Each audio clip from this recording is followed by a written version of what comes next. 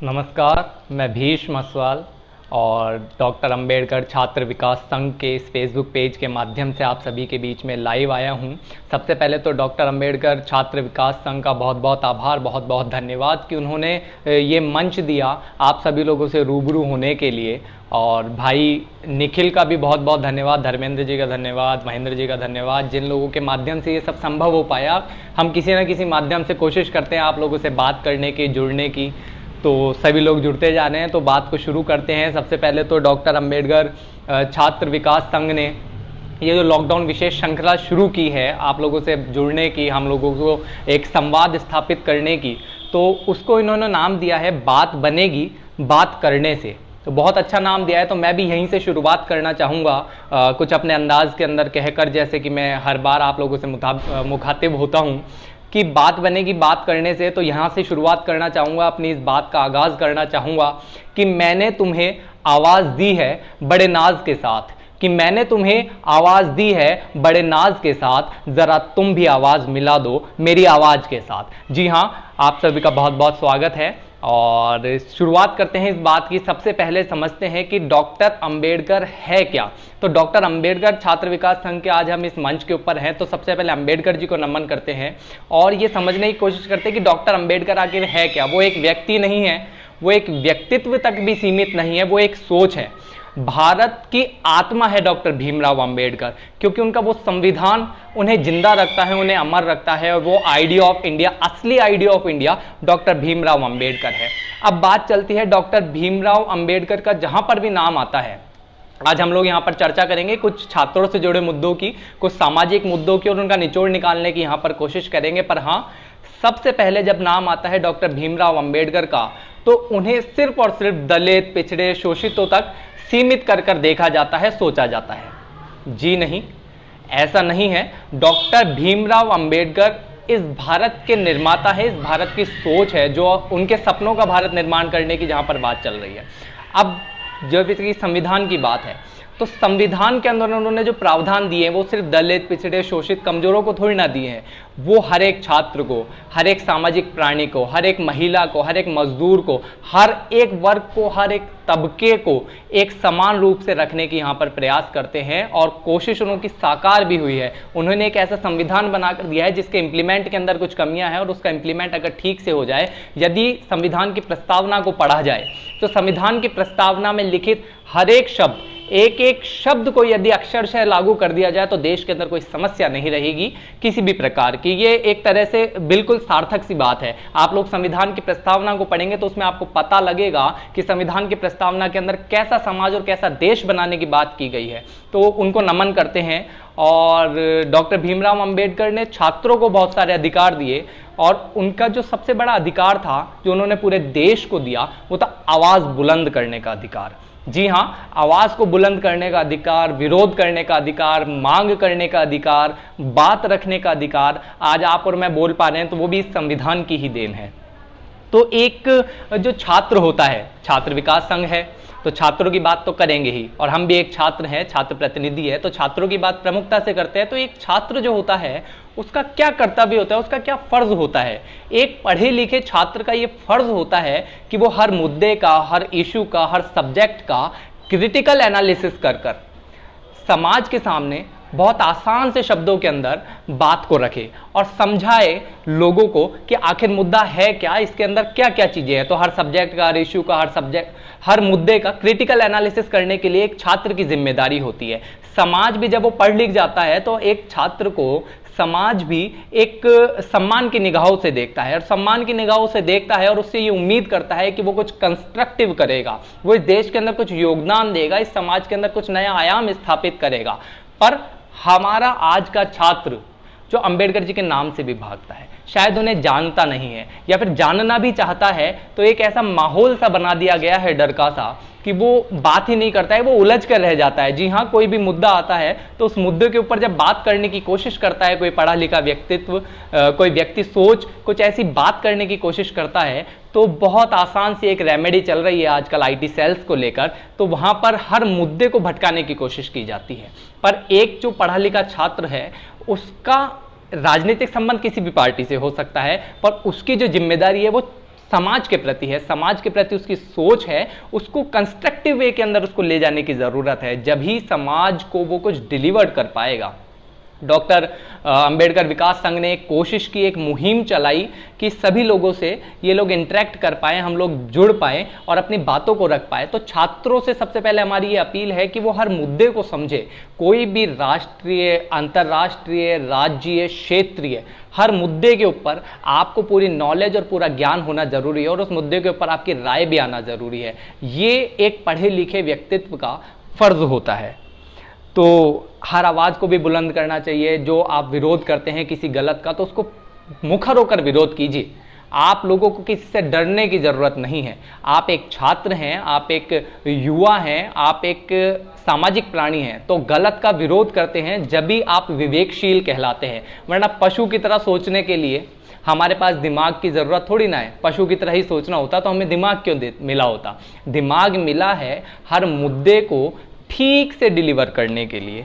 अब आंदोलन और सामाजिक बदलाव की जब बात आती है तो आंदोलन होते हैं, सामाजिक बदलाव की बातें होती है, कुरीतियाँ खत्म करने की बात होती है। जैसा कि अभी हाल ही में राजस्थान सरकार ने कल ही मृत्यु भोज पे जो प्रतिबंध था उसको और सख्त कर दिया है, मतलब प्रमुखता से मृत्यु भोज पर प्रतिबंध लगा दिया है। बहुत अच्छी बात है, कुरीतियाँ खत्म करने की बात है, पर आपको ये समझना पड़ेगा कि ये भी डॉक्टर भीमराव अंबेडकर के संविधान की देन है। जी हाँ, संविधान के प्रावधानों को ठीक से लागू करने की जरूरत है। जब कुरीतियों का अंत हो जाएगा तो निश्चित तौर पर हमारे सपनों का भारत एक ऐसा आयाम स्थापित कर लेगा जो शायद किसी भी और राष्ट्र ने ना किया हो। यहाँ पर बहुत सारी जो समस्याएं हैं उनको खत्म करने की ज़रूरत है और वो संभव है छात्रों के द्वारा, शिक्षा के द्वारा, जागृति के द्वारा। तो जब आंदोलनों की बात आती है तो भीमराव अंबेडकर को नमन करना चाहिए, जिन्होंने विरोध करने के अधिकार को भी संविधान के अंदर शामिल किया है। आज कभी जब विरोध की बात होती है, विरोध का कोई स्वर उठता है, तो उसको सुनियोजित तरीके से खत्म करने की कोशिश की जाती है, पर उस चीज़ों से आपको घबराने की ज़रूरत नहीं है। एक छोटा सा उदाहरण हम लोग लेते हैं। अमेरिका के अंदर भी भेदभाव होता है और भारत के अंदर भी भेदभाव होता है। अमेरिका के अंदर जो भेदभाव होता है वो श्वेत और अश्वेत के बीच में होता है, गोरे और काले के बीच में होता है। पर कोई भी काला व्यक्ति, कोई भी संगठन जब उनके लिए अधिकारों की आवाज़ उठाते हैं, उनके भेदभाव के खिलाफ बोलते हैं, तो श्वेत लोग, जी हाँ, जो लोग विरोध करते हैं उनका, जो लोग उनका शोषण करते हैं, वो लोग भी उनके साथ ही आकर उनकी मदद करते हैं और उनके आंदोलन को मजबूत करने की कोशिश करते हैं। अभी आप लोगों ने देखा कि जॉर्ज फ्लॉयड का मुद्दा हुआ, राष्ट्रीय मुद्दा क्या, वो अंतर्राष्ट्रीय ऐसा मुद्दा बना कि पूरे विश्व से लोग उस मुद्दे के अंदर जुड़े और जो रंग भेद था उसके खिलाफ मुखर होकर सबने आवाज़ उठाई। पर आप लोगों ने नोटिस किया होगा कि अमेरिका के अंदर उस विरोध को सम्मान मिला, पूरे दुनिया के अंदर सम्मान मिला। पर यही विरोध जब भारत के अंदर होता है, जब छुआछूत भेदभाव के खिलाफ आवाज़ उठाई जाती है, तो उसे दबा दिया जाता है, उसे देशद्रोही का, राष्ट्रद्रोही का तबका दे दिया जाता है, टैग लगा दिया जाता है।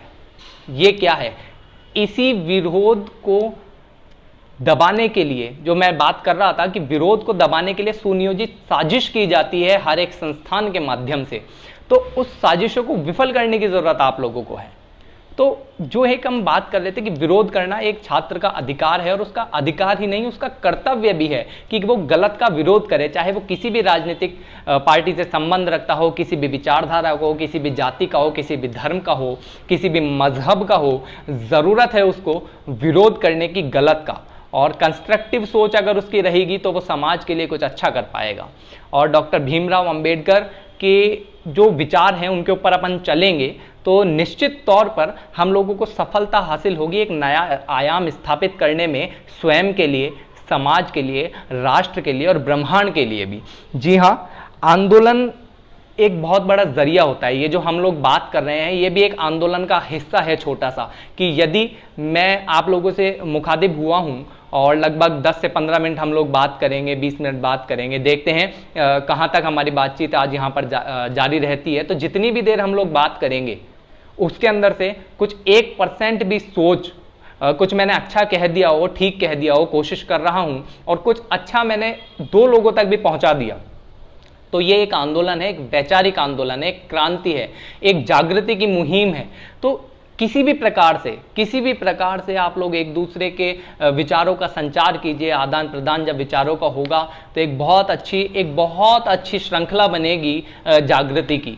तो एक छात्रों का मुद्दा है, एक सामाजिक मुद्दा भी है, जहां पर सरकारों का जो प्राइवेटाइजेशन है, हर एक संस्थान का जो प्राइवेटाइजेशन किया जा रहा है, उसके खिलाफ मुखर होकर बोलने की ज़रूरत है। आज देखिए आप, एयर इंडिया का प्राइवेटाइजेशन किया जा रहा है। अभी हाल ही के अंदर केंद्र सरकार ने जो रेलवे है उसका प्राइवेटाइजेशन कर दिया है। रेलवे अब रेल भी अब प्राइवेट चलेगी। आप देखिए कितनी, मतलब अपने आप में सुनकर कैसा लगेगा कि जो हमने पाया था, जो हमारी विरासत थी, अब उसके अंदर भी प्राइवेटाइजेशन घुसेड़ दिया जा रहा है। जी हाँ, प्राइवेटाइजेशन का मतलब ये ये इतना सा मतलब नहीं है कि वहां पर अब प्राइवेट कंपनियां भी काम करेगी। ये एक माध्यम है धीरे धीरे देश के संस्थानों को खत्म करने का, देश के संस्थानों पर एकाधिकार स्थापित करके सत्ता के अंदर बने रहने का और नौकरियां खत्म करने का।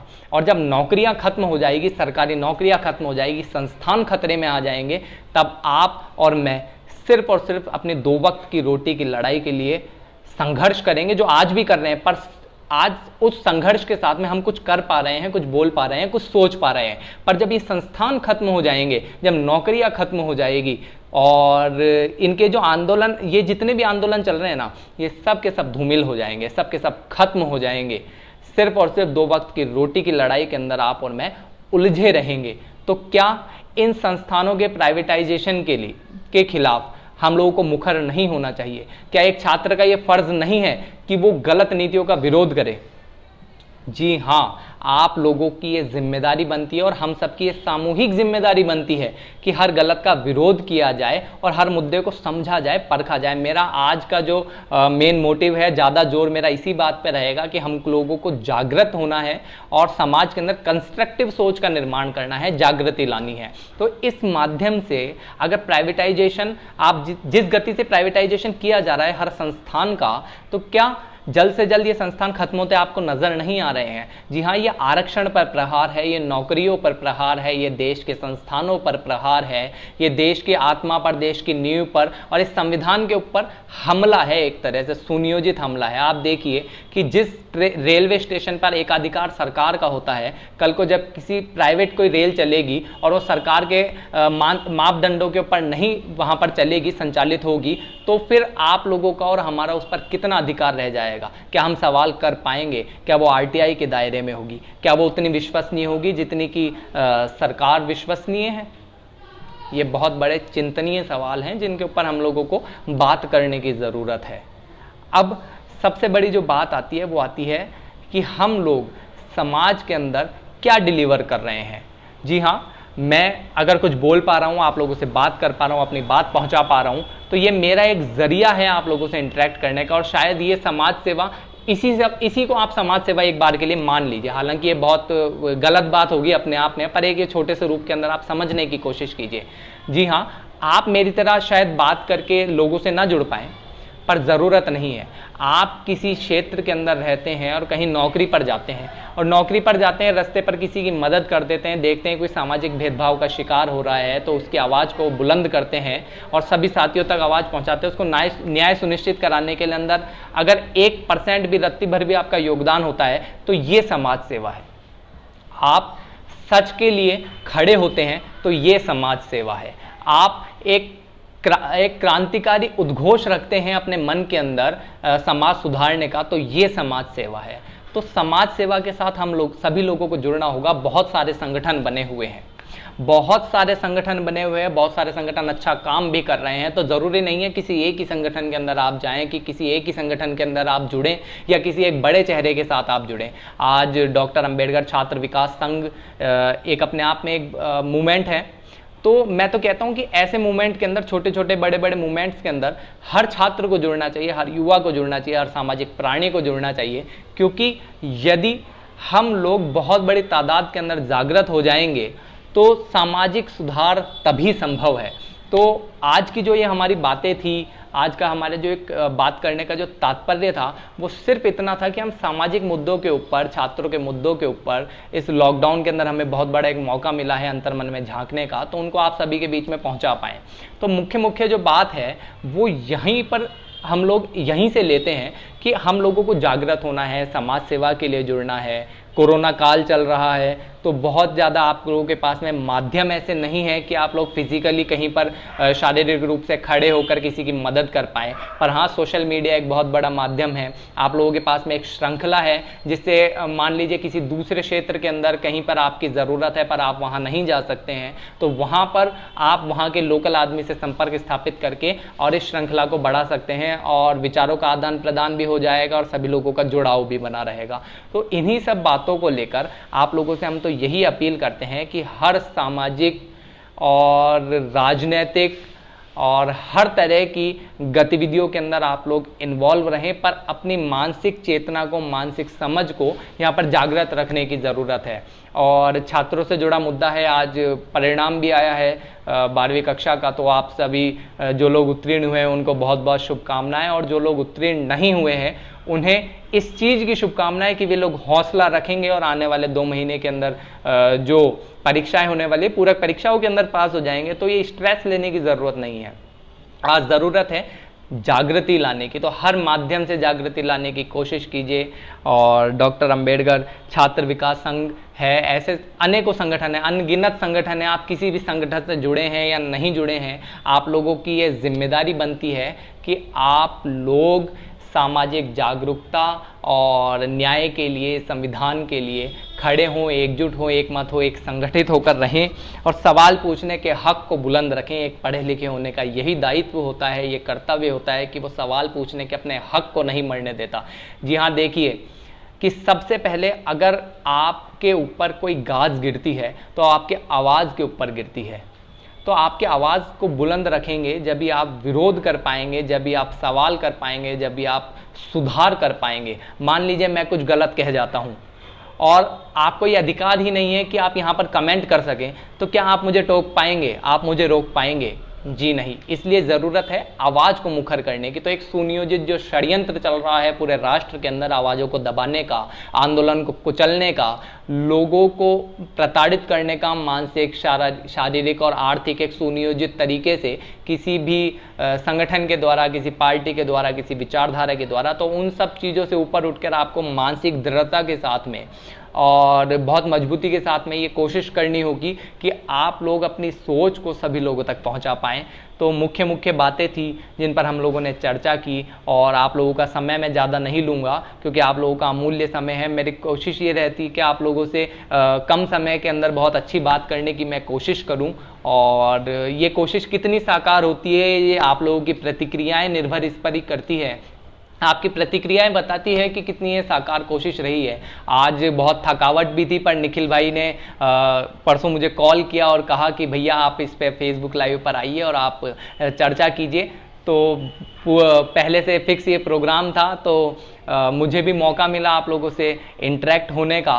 तो यहीं पर अपनी बात को समाप्त करते हैं और आप लोगों से अपील करते हैं कि आप लोग जुड़े रहेंगे बड़ी तादाद के अंदर, और जो मुद्दों पर हमने चर्चा करी, 3-4 मुद्दों के ऊपर बहुत शॉर्ट के अंदर, कोशिश करेंगे कि इन सब मुद्दों के ऊपर दोबारा चर्चा करें, नए मुद्दे पे, पुराने मुद्दे पे, हर एक कंस्ट्रक्टिव सोच के लिए आप लोगों से जागृत रहें। अलग अलग माध्यमों के माध्यम से आप लोगों से जुड़ने की कोशिश भी यहाँ पर करते हैं। पर हाँ, सच बोलिए, न्याय की बात बोलिए, सामाजिक दूरियां जो हैं उनको पाटने की कोशिश कीजिए, क्योंकि सब यहाँ पर खामोश हैं, कोई आवाज़ नहीं करता। कि सब खामोश हैं, यहाँ कोई आवाज़ नहीं करता, बोल कर सच कोई किसी को नाराज़ नहीं करता। तो हमको सामने वाले की नाराज़गी से यहाँ पर घबराने की ज़रूरत नहीं है। जब तक हम बताएंगे नहीं उनमें कमी क्या है, उनमें सुधार नहीं आ सकता है। तो आप सभी का बहुत बहुत धन्यवाद, बहुत बहुत आभार, और इस मंच का भी बहुत बहुत धन्यवाद जिसके माध्यम से आप लोगों से यहाँ पर जुड़े और बात करने की यहाँ पर हम लोगों ने कोशिश की, कुछ अच्छा यहाँ पर डिलीवर करने की कोशिश की। तो आप लोगों को पसंद आया है तो इसको ज़्यादा से ज़्यादा शेयर कीजिए, इस पेज को भी प्रमोट कीजिए। भाई निखिल का बहुत बहुत धन्यवाद, आप सभी का बहुत बहुत धन्यवाद, बहुत बहुत आभार। मैं कोशिश करूँगा फिर आप लोगों से रूबरू होने की, यदि आप चाहेंगे तो। बहुत बहुत धन्यवाद, बहुत बहुत शुक्रिया। जय भीम, जय भारत, जय संविधान।